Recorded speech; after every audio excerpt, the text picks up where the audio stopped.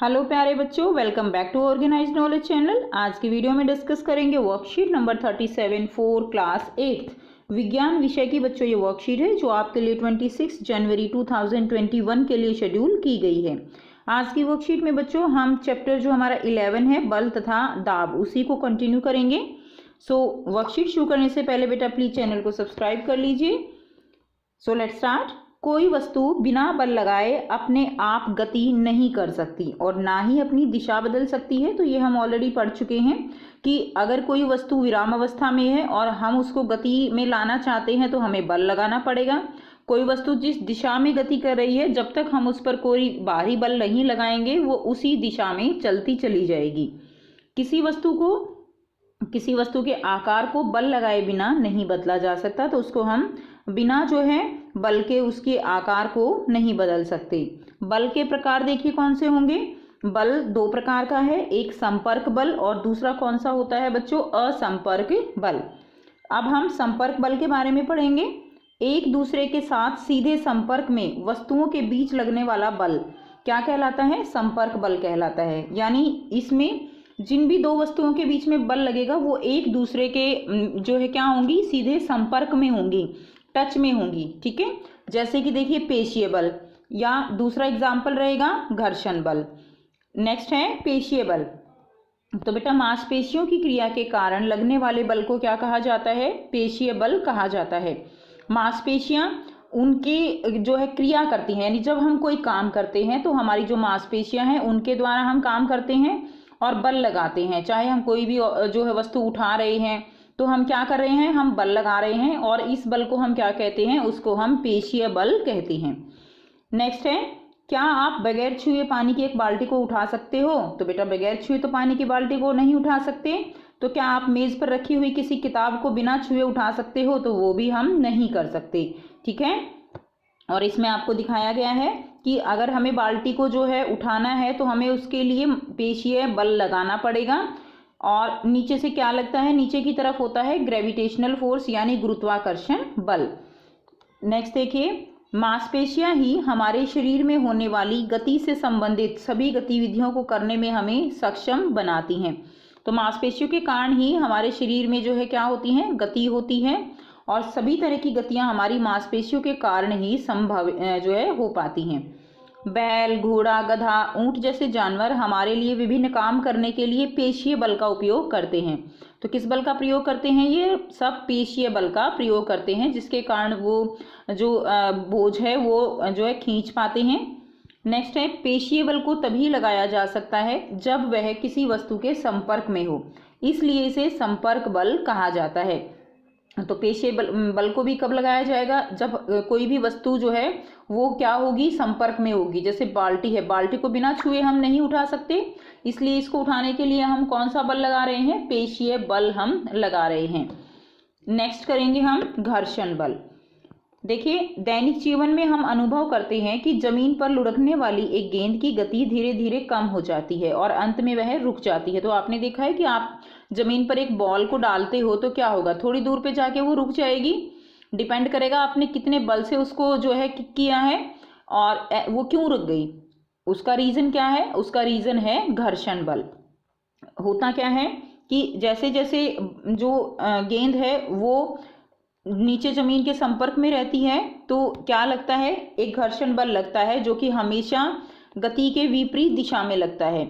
और ये भी कैसा बल होगा, ये भी संपर्क बल होगा, क्योंकि कोई भी दो वस्तुएं उनके बीच में आपस में घर्षण बल तभी लगेगा जब वो एक दूसरे के संपर्क में होती हैं। नेक्स्ट है सेकंड, नाव भी चलाना बंद कर देने पर कुछ दूर चलकर रुक जाती है, तो उसमें संपर्क बल होगा नाव के और पानी के बीच में। ठीक है, क्या होगा, संपर्क बल होगा।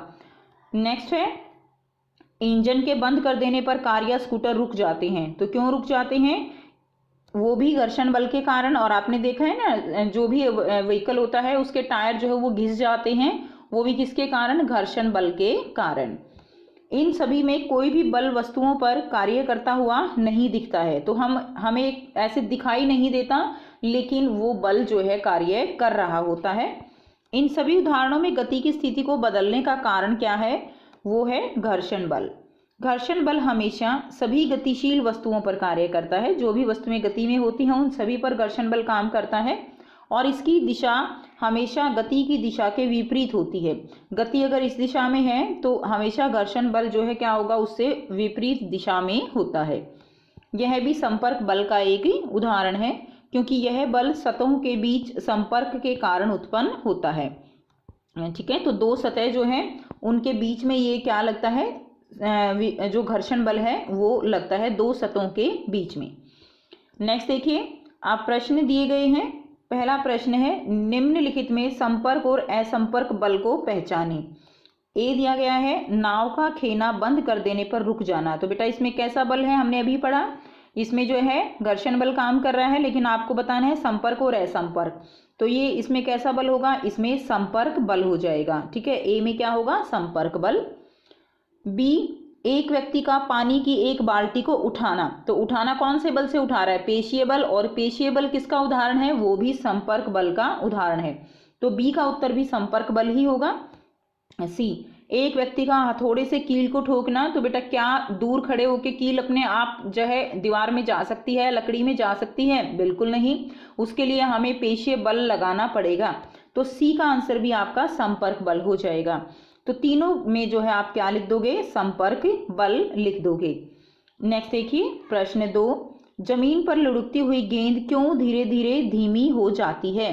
तो क्यों धीरे धीरे धीमी हो जाती है, जैसे जमीन पर गेंद लुढ़कती है तो उस पर क्या लगता है, उस पर घर्षण बल लगता है और वो धीरे धीरे धीमी हो जाती है। तो आप इसमें लिख देंगे घर्षण बल के कारण। ठीक है, सिंपल सा आंसर लिख देंगे घर्षण बल के कारण। ठीक है, ये आप आंसर लिख देंगे, घर्षण बल के कारण लुढ़कती हुई गेंद की गति लुढ़कती हुई गेंद धीरे धीरे धीमी हो जाती है। या आप ऐसे भी लिख दीजिए सिंपल, घर्षण बल के कारण। प्रश्न 3 है, घर्षण बल किस प्रकार का बल है, संपर्क या असंपर्क, समझाइए। तो आपको बताना है घर्षण बल जो है वो किस तरह का बल है। तो बेटा यहीं से आप आंसर करेंगे।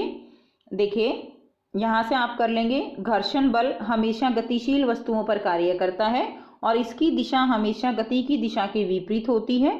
और यह भी को हटा दीजिए, यह संपर्क बल का उदाहरण है। ठीक है, क्या है, यह संपर्क बल का उदाहरण है, क्योंकि यह बल सतहों के बीच संपर्क के कारण उत्पन्न होता है। आप इसको पूरा भी याद कर सकते हैं और अगर आप लिखना चाहो तो यहाँ से लिख लीजिए, यह संपर्क बल का उदाहरण है क्योंकि यह बल सतहों के बीच संपर्क के कारण उत्पन्न होता है। तो ये जो है आप क्वेश्चन नंबर 3 का आंसर लिख देंगे यहाँ से यहाँ तक। ठीक है, तो ये आपकी हो गई आज की वर्कशीट कंप्लीट साइंस की। आई होप आपको ये वर्कशीट जो है क्लियर है। कोई भी डाउट है आप कमेंट सेक्शन में कमेंट करके पूछ सकते हो। और बेटा इसके साथ जो एसएसटी की वर्कशीट है उसका लिंक आपको प्लेलिस्ट जो है कंप्लीट प्लेलिस्ट आपको डिस्क्रिप्शन बॉक्स में मिल जाएगी, वहाँ से आप इसके साथ दूसरी वर्कशीट भी कर सकते हो। So thanks for watching students, have a nice day.